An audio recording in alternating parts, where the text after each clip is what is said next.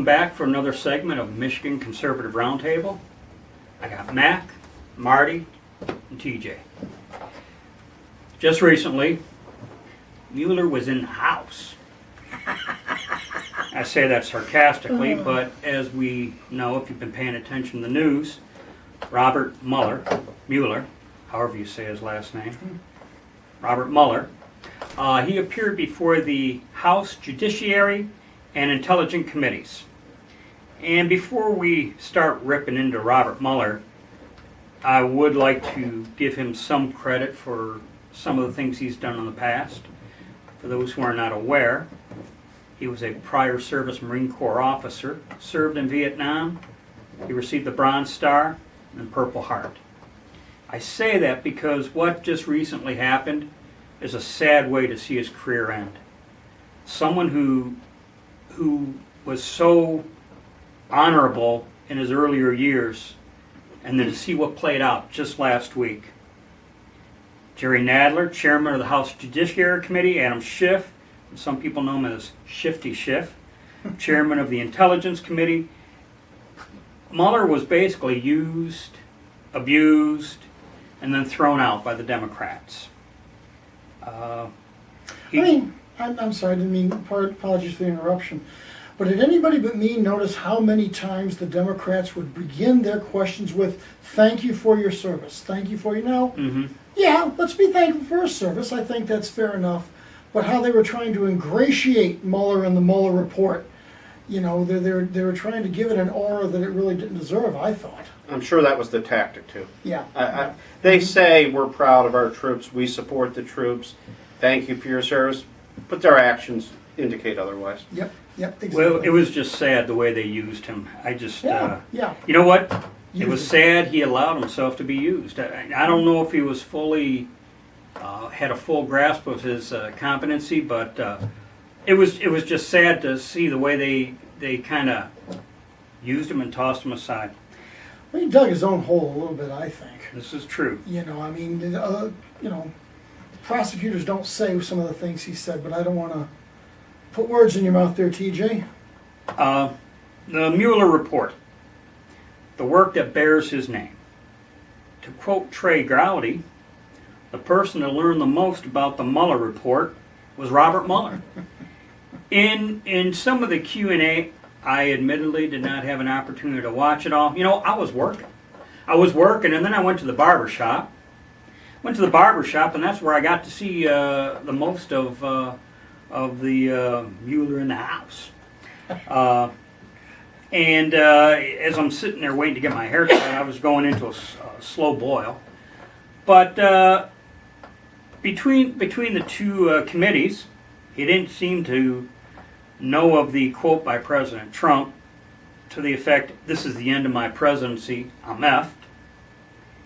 When asked about Fusion GPS, he seemed totally oblivious to, Yeah, who are they? We didn't look into that. Nor Christopher Steele. Yeah, that's just bizarre. You know, that's just bizarre. He had no clue about Fusion GPS. Really? That's really. It's beyond unbelievable. Yeah.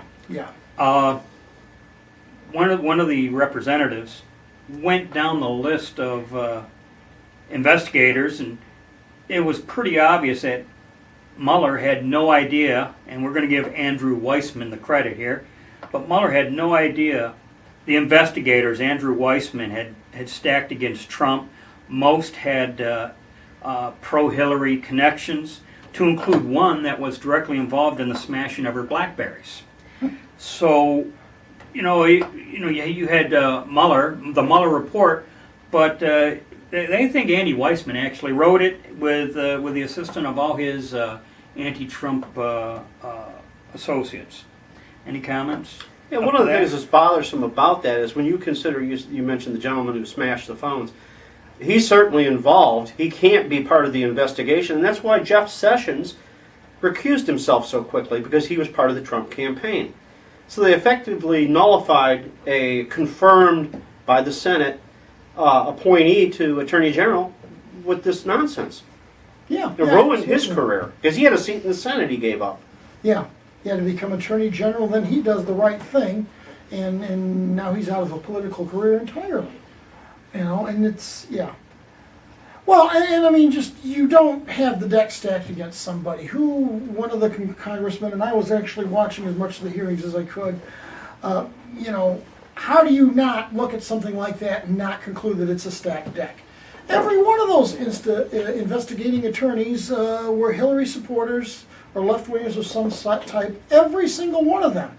But the conservative recuses himself. None of the liberals do. That, in my mind, is a real lesson in what they think of justice in this country. One of the more referenced exchanges occurred between Muller and Representative Republican Doug Collins. And Collins is good. yeah, Muller said something to the effect about collusion and conspiracy are not synonymous, which was immediately brought to his attention that on page 180, his report said it was, or synonymous. With the quote is, collusion is largely synonymous with conspiracy, and that was on page 180 of the Mueller report. Yet, he didn't seem to know what was on page 180. And I think that's what that might have got them going. Yeah. Was, holy cow, this guy doesn't even know what's in his own report. Doesn't know what it's in his own report, and it was perfectly clear. And when he was called out on it, they said, are you contradicting your own report? And his response was something to the effect, not when I read it. You know? Not when I read it? Yeah, either read it or read it, you know, not when I read it, you know. Then you got a Representative Ratcliffe out of Texas, and he says to him, can you give me an example other than Donald Trump where the Justice Department determined that an investigated was not exonerated because their innocence was not conclusively determined? Mueller replies with, I cannot, but this is a unique situation. And there you are. There was the follow-up question, how is it unique? I did not know. Because I'd like to hear the answer to that question. But at the end of the day, all they really had was weak examples of obstruction. Yeah. Well, I mean, I think the real problem with the Mueller report, and I think common sense should have told him to stand down on this thing 2, 3, 4 months ago, is I think Mueller himself senses that this is his legacy and that's what he's going to be tied to. And I think that's why he was trying to nuance what Attorney General Barr said when it was first reported. I think that's why he's trying to say things like, you know, this doesn't exonerate the president. I think he's trying to nuance it so that he can appeal to the anti-Trumpers. And I think Mueller himself was originally trying to make more of the report than was really there. Then he ill-advisedly appears before Congress, and as TJ has said several times, and gets called on it. Well, to go to the idea that they play by a whole separate set of rules, you know, you don't have to prove that you are not guilty of anything. You don't have to prove that you're innocent of anything. That's the prosecutor's job, which is what he is, special prosecutor, to prove that you did something and take that information to a grand jury, to at which point you could have a trial. But he sat there and he refused to answer questions. You don't get to do that. You must answer the questions. And time after time after, I'm not going to answer that. Well, you do have the right to refuse to answer a question given the fact that you're invoking your Fifth Amendment privilege or your Fifth Amendment right to remain silent. That's his pet peeve, privilege. Yeah. Mm-hmm. But you just don't get to refuse to answer questions unless you're invoking the Fifth. Well, I mean, especially... And they let him get away with it constantly. Yeah. And especially somebody who presumably is speaking before Congress to tell his side of the story, and then, well, I'm not going to talk about that. Well, then why are you there? Well, once Mueller would get cornered on any series of questions, his fallback or default response was, leave it to the report. You know, that was just, if he got to a point where he didn't know what to say, he'd just say, well, it's in the report. Leave it to the report. Why didn't you leave it to the report, Bob? Why didn't you leave it to the report when it was released? In any event,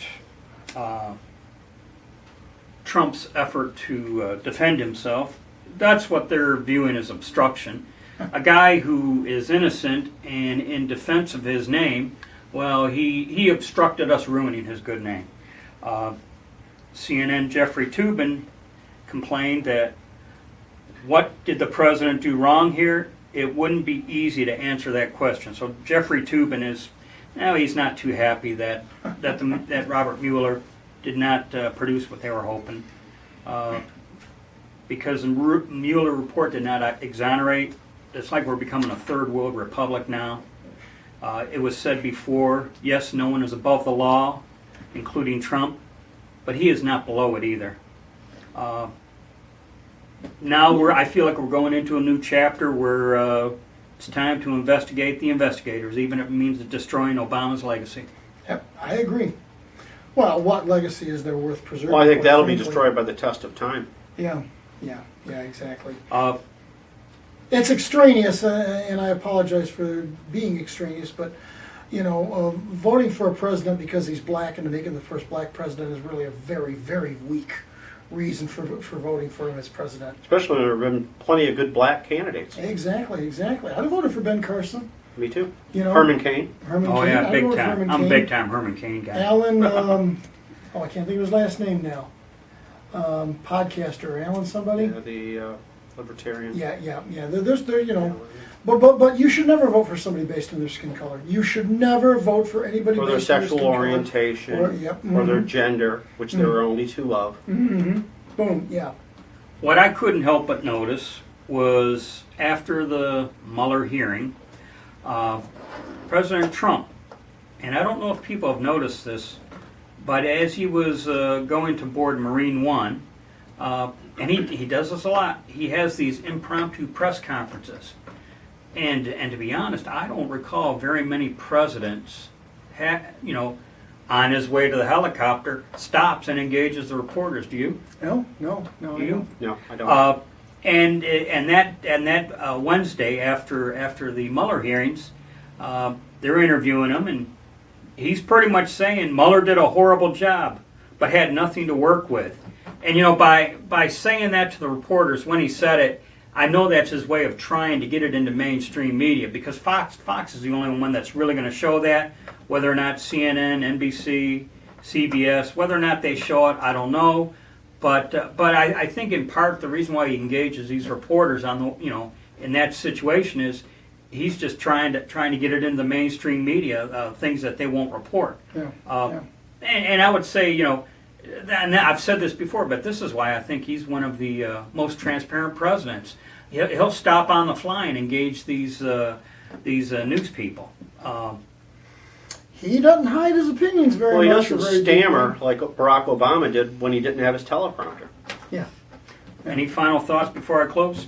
It's a national disgrace. We shouldn't have a special prosecutor in a lot of cases, but we should never have a special persecutor, Absolutely. which is what this was. Yep. Agree completely.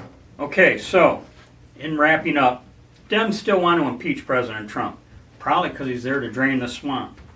And sad to say, the Republican never-Trumpers will probably gladly stand by and do nothing. Doubt the Senate will vote to, we'll say, convict or find in favor of. But in any event, thanks for watching. Be safe, watch your six, and don't tread on me. Now, Mike.